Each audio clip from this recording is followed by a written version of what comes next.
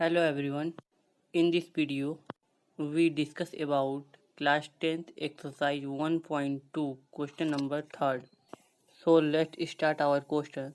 So the question is, find the LCM and HCF of the following integer by applying the prime factorization method. इस question में हमको LCM और HCF find करना है prime factorisation method का use करके। तो जो क्वेश्चन नंबर फर्स्ट है उसमें दिया है 12, 15 एंड 21। इन तीनों का हम क्या करेंगे, इन तीनों का हम सबसे पहले फैक्टर फाइंड करेंगे। तो फैक्टर कुछ इस प्रकार से निकलेगा, जैसे हम लोग यहाँ पे 12 का फैक्टर फाइंड किए हैं तो 2 से डिवाइड किए हैं 12 को 6 टाइम्स में। ओके, फिर सेकेंड स्टेप में देखेंगे तो 2 से डिवाइड किए हैं 6 को 3 टाइम्स में। और हम जानते हैं 3 प्राइम नंबर है, 3 अपने आप से कटेगा तो 3 को 3 से काटेंगे 1 टाइम। इसी तरह से हम 15 का देखते हैं तो 15 को हम 3 से डिवाइड करेंगे तो 5 टाइम्स में जाएगा। उसके बाद से 5 को हम 5 से डिवाइड करेंगे 1 टाइम। और लास्ट हम देख लेते हैं 21 को। 21 को हम 3 से डिवाइड करेंगे तो 7 टाइम्स में जाएगा। 7 को हम 1 से डिवाइड करेंगे तो 1 टाइम्स में कैंसिल हो जाएगा ये। आइए अब इन तीनों को हम अरेंज करके लिख लेते हैं। अरेंज करके कुछ इस प्रकार से हम लोग लिखेंगे, जैसे 12 का फैक्टर आया है 2 इंटू 2 इंटू 3 और 15 का आया है 3 इंटू 5 और 21 का आया है 3 इंटू 7। अब हमको इसमें से एलसीएम और एचसीएफ फाइंड करना है। तो एलसीएम क्या होता है और एचसीएफ क्या होता है अब हम लोग देखेंगे इसमें। जैसे एचसीएफ होता है जो तीनों फैक्टर में कॉमन जो होता है उसको हम बोलते हैं एचसीएफ। ठीक है, जैसे तीनों में कॉमन क्या है 3, तो 3 हमारा क्या हो गया, एचसीएफ हो गया। और एलसीएम क्या होता है, जो तीनों में जो कॉमन नहीं होता है, सब डिफरेंट होता है, उसको हम आपस में इंटू कर देते हैं तो उसको हम एलसीएम बोलते हैं। और जो कॉमन आया रहता है उसको एक ही बार लिखते हैं, जैसे आगे के फॉर्मेट में हम देखेंगे। जैसे हमको पता है कि एचसीएफ हमारा 3 आया है और जो तीनों में कॉमन नहीं आया है उसको हम एलसीएम बोलते हैं। तीनों में कॉमन क्या नहीं आया है, 2 इंटू 2 इंटू 5 इंटू 7। अब पूछेंगे 3 क्यों लिए, 3 तीनों में कॉमन है तो उसको एक ही बार लिखेंगे। जैसे हम यहाँ पे सबको इंटू करके लिख चुके हैं तो हमारा आंसर आया है 420। ये हमारा क्या हो गया, एलसीएम हो गया। एलसीएम कितना है, 420। आइए अब हम बढ़ते हैं क्वेश्चन नंबर सेकेंड की तरफ। क्वेश्चन नंबर सेकेंड भी क्वेश्चन नंबर फर्स्ट के जैसे है। जैसे देखते हैं हम यहाँ पे क्वेश्चन में दिया है 17, 23 एंड 29। ठीक है, इन तीनों का हम पहले फैक्टर फाइंड करेंगे। ठीक है, जैसा कि हम लोग जानते हैं 23 और 29 और 17 ये तीनों क्या है, प्राइम नंबर है, ये अपने आप से खुद कटेगा। तो इसको हम कैसे लिखेंगे, तो इसको हम लिख सकते हैं 17 into 1 and 23 into 1 and 29 into 1। Because 1 का कोई वैल्यू ही नहीं होता है, 1 से इंटू करेंगे उतना ही होगा। ठीक है, तो इसको ऐसे लिखेंगे अरेंज करके। आइए दिखाते हैं आपको।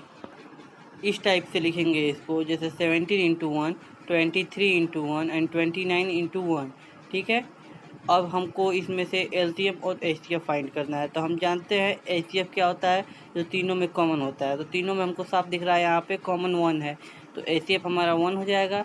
और एलसीएम हो गया तो एलसीएम को हम तीनों को इंटू कर देंगे। 17 है, 23 है, 29 है, तीनों को हम आपस में इंटू कर देंगे तो हमको एलसीएम मिल जाएगा। आइए देखते हैं हम कैसे करेंगे इसको। जैसा कि हमको पता था हमारा एचसीएफ 1 आया है और एलसीएम के लिए हमको तीनों को इंटू करना पड़ेगा। और लास्ट में क्वेश्चन नंबर फर्स्ट में बताए थे हम, जो एचसीएफ आता है उसको लास्ट में हम इंटू करते हैं। तो एचसीएफ हमारा 1 आया, 1 से इंटू करने में कोई डिफरेंस नहीं आएगा आंसर में, फिर भी 1 से इंटू करेंगे। देखिए इंटू करने पे जो हमारा आंसर आ रहा है 11,339, ये हमारा क्या हो गया, एलसीएम हो गया। ठीक है, अब बचा क्वेश्चन नंबर थर्ड, उसको आप लोग खुद से ट्राई करेंगे। ठीक है, बहुत ही सिंपल है। अब हम लोग स्टार्ट करेंगे question number 4। Given that HCF of 306 and 657 is equal to 9, find the LCM of 306 and 657। Question में जो दोनों नंबर दिए गए हैं उनका हमको एलसीएम फाइंड करना है और एचसीएफ हमको दे चुका है। तो इसके लिए हम एक आइडेंटिटीज का यूज करते हैं। उस आइडेंटिटीज का यूज करके हम इस क्वेश्चन में एलसीएम फाइंड करेंगे। आइए देखते हैं हम कैसे फाइंड करेंगे इसका एलसीएम। पहले जो हमको दोनों नंबर दिया गया है उसको हम नोट कर लेंगे। जैसे फर्स्ट नंबर दिया है हमारा 306 एंड सेकेंड नंबर जो दिया है वो है 657, ठीक है। और हमको एचसीएफ उसमें दे दिया है 9 और हमको एलसीएम फाइंड करना है। तो इन दोनों का भी हम गिवन डेट में सारा लिखेंगे। ये सब हमको दे चुका है क्वेश्चन में, ठीक है। आगे आइडेंटिटी जो है वो ये है, आगे देखिए। LCM into HCF is equal to product of two number. ये हमारा क्वेश्चन सॉल्व करने का आइडेंटिटी है। इसके हिसाब से हम नीचे क्वेश्चन सॉल्व करेंगे। जैसे देखिए हमको एलसीएम नहीं दिया है तो एलसीएम को हम एचजीटी लिख लेंगे, और हमको एचसीएफ कितना दिया है 9, तो 9 को नोट कर लेंगे। और प्रोडक्ट ऑफ टू नंबर, मतलब जो नंबर हमको दिया गया है दोनों नंबर, उसको हम मल्टीप्लिकेशन में लिख लेंगे, ठीक है। सेकेंड लाइन में आते हैं तो एलसीएम को एचजीटी लिख लेंगे, और 9 इधर मल्टीप्लाई में है तो इस साइड आके डिवाइड में हो जाएगा, ठीक है। इन दोनों के अपॉन में इसको 9 को लिख लेंगे, और 9 से कट आउट करेंगे 306 को तो 34 टाइम्स में कटेगा, और 34 को हम 657 से इंटू करें तो हमारा आंसर आएगा 22,338। ये हमारा एलसीएम आया, ठीक है। इस आइडेंटिटी से हम इसी प्रकार से एलसीएम फाइंड करेंगे, ठीक है। आप लोग ट्राई कीजिएगा खुद से, और हम बढ़ते हैं क्वेश्चन नंबर 5 की तरफ। फाइव है हमारे सामने, जिसमें कह रहा है check whether 6 to the power n can end with digit 0 for any natural number n। हमें चेक करके बताना है कि 6 की पावर n अगर है, क्या इसमें कोई, अगर इसको हम सोल्व करेंगे तो क्या इसके लास्ट में कभी जीरो आएगी? कितनी जीरो आ सकती है? किसी जीरो पर ये एंड होगा कभी? अगर n जो है यहाँ पर ये नेचुरल नंबर हो, ठीक है, मतलब 6 की पावर कोई भी नेचुरल नंबर हो, तो इसको अगर जब सोल्व करेंगे तो लास्ट में कभी कहीं पर जीरो आएगी या नहीं, ये हमें बताना है। तो कॉन्सेप्ट क्या होता है, अगर हमें किसी के लास्ट में डिजिट जीरो चेक करनी है तो उसमें क्या चीजें हमें चेक करनी पड़ती है। तो यहाँ पर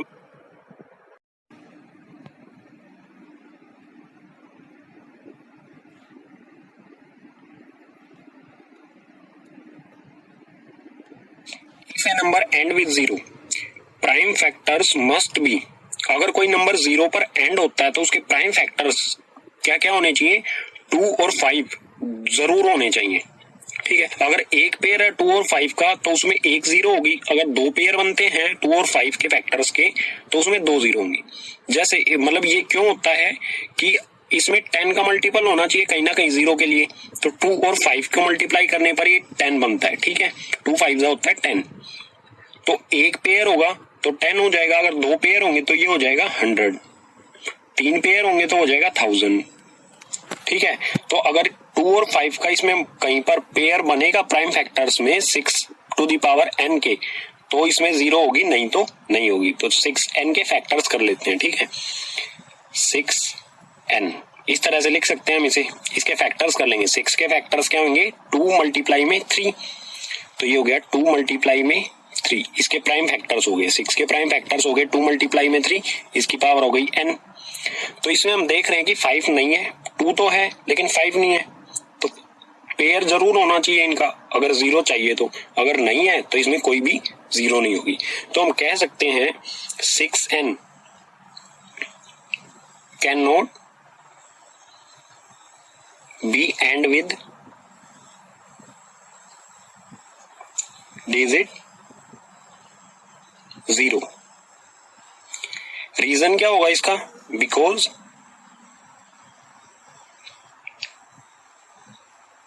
its prime factorization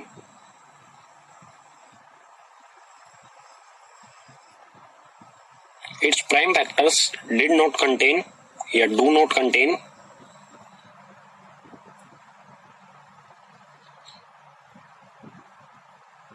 pair of 2 multiply में 5, ठीक है। अगर किसी में 2 मल्टीप्लाई में 5 का पेयर नहीं आ रहा है प्राइम फैक्टराइजेशन में तो उसमें एक भी जीरो नहीं होगी। एक पेयर बन रहा है तो एक जीरो होगी, दो पेयर बन रहे हैं तो दो जीरो होंगी, ठीक है। आप चेक कर सकते हैं 1000 के प्राइम फैक्टर्स करके, तो उसमें 2 मल्टीप्लाई में 5 के 3 पेयर्स बनेंगे, ठीक है। तो यही हमारा हो जाएगा आंसर, इसमें कहीं भी जीरो नहीं आएगी।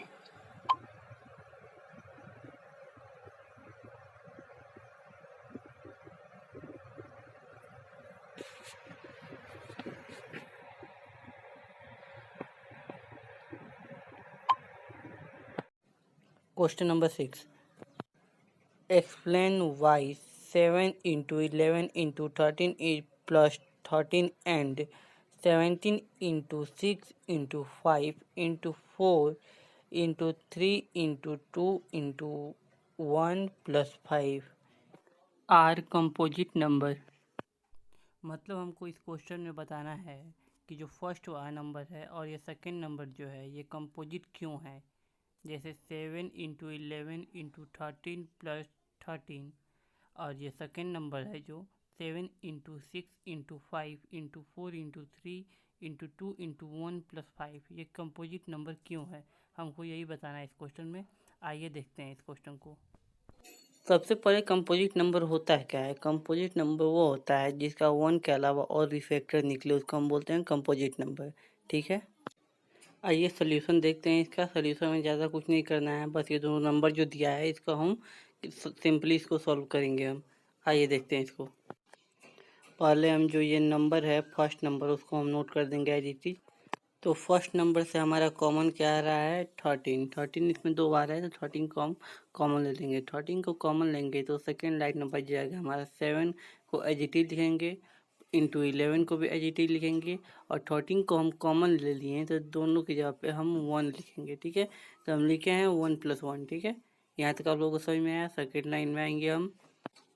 सेकेंड लाइन में हम जो 30 को कॉमन लिए उसको एज इट इज लिख देंगे और 11 इंटू 7 करेंगे तो 70 हो जाएगा। 17 में हम 1 से इंटू करेंगे तो 70 होगा। ठीक है, तो हम नीचे आके लिख सकते हैं उसको 70 + 1। ठीक है, इसमें कोई प्रॉब्लम नहीं है। और सेकेंड लाइन में हम देखते हैं तो 13 जो हम कॉमन लिए उसको एज इट इज लिखेंगे और 77 + 1 को हम प्लस करेंगे तो हो जाएगा 78। ठीक है, तो 78 का हम फैक्टर फाइंड करेंगे। आइए देखते हैं। जैसा कि हम लोग 78 का फैक्टर फाइंड कर चुके हैं, आप लोग देख सकते हैं 78 को हम लोग 2 से डिवाइड किए हैं तो आया है 39। ठीक है, 39 को हम 3 से डिवाइड किए हैं तो हमारा आएगा 13 और 13 हम जानते हैं कि 13 प्राइम नंबर है तो अपने आप से कटेगा। तो 13 को हम खुद से काटते हैं तो 1 टाइप में कैंसिल हो जाएगा। तो इसका फैक्टर क्या आ गया 2 इंटू 3 इंटू 13। ओके, जैसा कि आप लोग यहाँ पे देख रहे हैं 13 इंटू 2 इंटू 3 इंटू 13। ठीक है, तो आप लोग को ये समझ में नहीं आ रहा होगा, हमको पता है।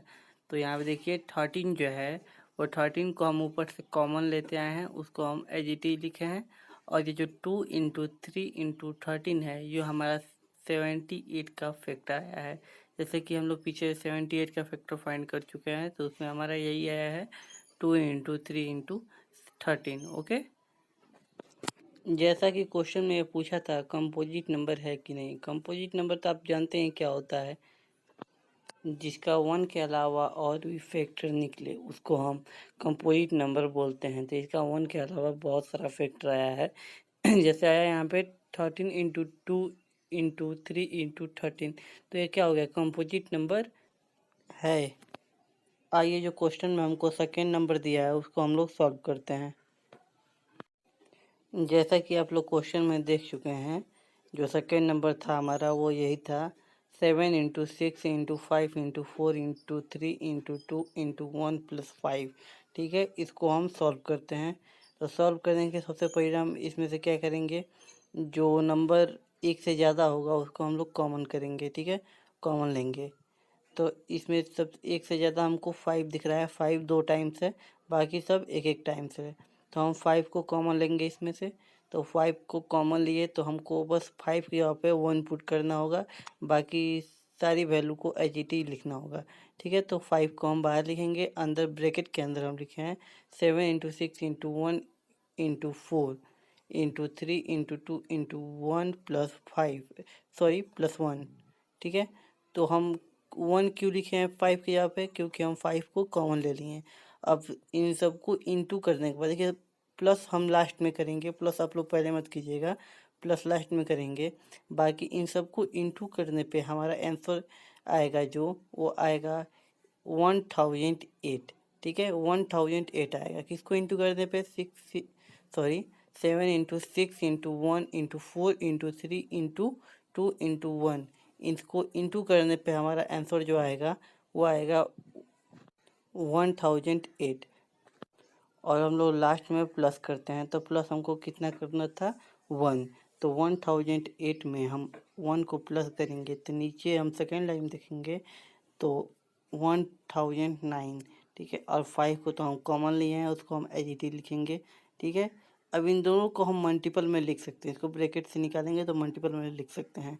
तो मल्टीपल में हम लिखे हैं 5 इंटू 1009, ये क्या हो गया, ये भी हमारा हो गया कंपोजिट नंबर। क्यों?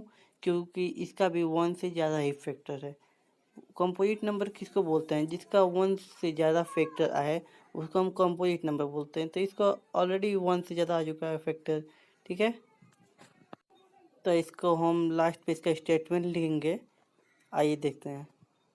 स्टेटमेंट है हमारा, both number are composite as they have many factor other than 1। Okay, ये हमारा स्टेटमेंट लिख देंगे। यहीं पे क्वेश्चन हुआ ख़त्म। अब हम लोग देखते हैं क्वेश्चन नंबर 7, ठीक है। So question number 7, let's started. There is a circular path surround a sport field. मतलब एक सर्कुलर पाथ है एक स्पोर्ट फील्ड। आगे देखते हैं।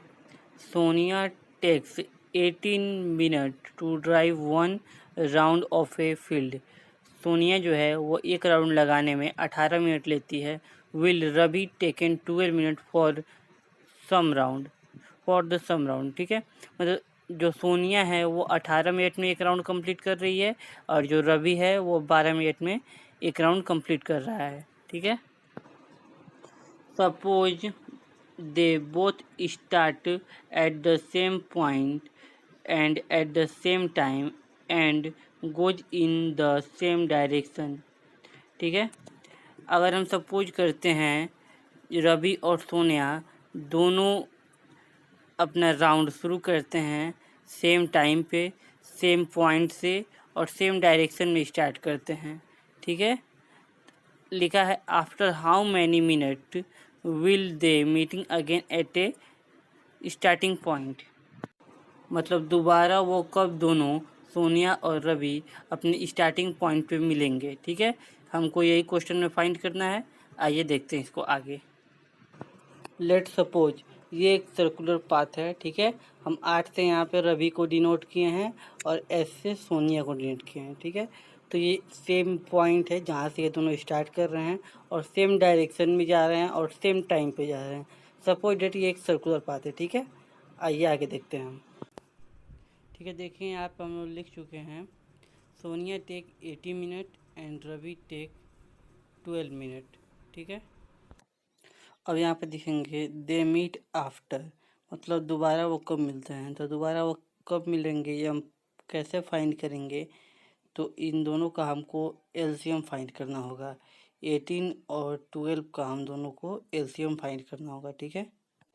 तो आइए देखते हैं 18 और 12 का एलसीएम। यहाँ पे 80 का एलसीएम है, जैसे 18 को हम 2 से डिवाइड करेंगे तो 9 टाइम्स में जाएगा और 9 तो 2 से डिविजिबल होगा नहीं, तो हम डायरेक्ट इसको 3 से डिवाइड करेंगे। तो 3 से डिवाइड करते हमारा आएगा 3 और 3 को 3 से करेंगे तो 1 आएगा, ठीक है। अब हम लोग देखते हैं 12 का फैक्टर। 12 का फैक्टर करेंगे हम यहाँ पे, तो 2 से डिवाइड करेंगे 12 को तो हो जाएगा 6 और 2 से 6 को डिवाइड करेंगे तो हो जाएगा 3 और 3 को 3 से डिवाइड करेंगे तो 1 होगा, क्योंकि 3 प्राइम नंबर है। तो इसको 3 से ही करेंगे। प्राइम नंबर अपने आप से ही कटता है और 1 से कटता है। यहाँ पे इन दोनों के फैक्टर को इनके सामने लिख दिया गया है। जैसे 18 का फैक्टर आया था हम लोग का 2 इंटू 3 इंटू 3, ठीक है। तो इसको हम ऐसे भी लिख सकते हैं 2 इंटू 3 टू दी पावर 2, ठीक है। और नीचे हम देखेंगे 12 का, तो 12 का फैक्टर आया था हमारा 2 इंटू 2 इंटू 3, ठीक है। तो यहाँ पे 2 के पावर 2 भी लिख सकते हैं, इंटू 1 लिख सकते हैं, ठीक है। तो हमको एलसीएम में पता है जो हाईएस्ट पावर होता है उसी को हम एलसीएम कहते हैं। तो फर्स्ट वाले में हम 18 वाले में देखेंगे तो 2 के पावर 1 है, मतलब 2 एक ही बार है तो पावर 1 होगा। तो इसमें हाईएस्ट पावर ये नहीं है, हाईएस्ट पावर ये है 3 टू दी पावर 2। तो हाईएस्ट पावर ये है तो हम इसको लेंगे। और सेकेंड वाले में देखेंगे हम, सेकेंड में हमारा 12 का फैक्टर आया था 2 इंटू 2 इंटू 3, ठीक है। तो यहाँ पे हम इसको ऐसे लिख सकते हैं 2 के पावर 2 इंटू 3, तो हाईएस्ट पावर इसमें क्या है 2। तो हमको पता है एलसीएम क्या होती है, हाईएस्ट पावर जो होती है उसी को हम बोलते हैं एलसीएम। ठीक है, तो हाईएस्ट पावर को एक जगह नोट करेंगे। The LCM of 18 and 12 is equal to, highest power जो होता है उसी को एलसीएम बोलते हैं। तो हाईएस्ट पावर को यहाँ पे हम नोट कर लिए हैं, 2 के पावर 2 इंटू 3 के पावर 2। 2 के पावर 2 को हम लिख सकते हैं 4 और 3 के पावर 2 को हम लिख सकते हैं 9। इन दोनों का इंटू करेंगे तो हो जाएगा 36 मिनट। यहाँ पे हमारा आंसर आ गया 36 मिनट। 36 मिनट के बाद वो दोनों रवि और सोनिया एक ही पॉइंट पे मिलेंगे, स्टैटिक पॉइंट पे। ठीक है, आगे स्टेटमेंट लिख देंगे एक ठो। ये देखते हैं, इस स्टेटमेंट पे हम लोग ज़्यादा कुछ नहीं, बस ये लिखेंगे then they meeting after 36 minute. Okay, इतना ही हम लोग स्टेटमेंट में लिखेंगे। और यहाँ पे हो गया आपका एक्सरसाइज 1.2 ख़त्म। अब देखेंगे अगले वीडियो में एक्सरसाइज 1.3।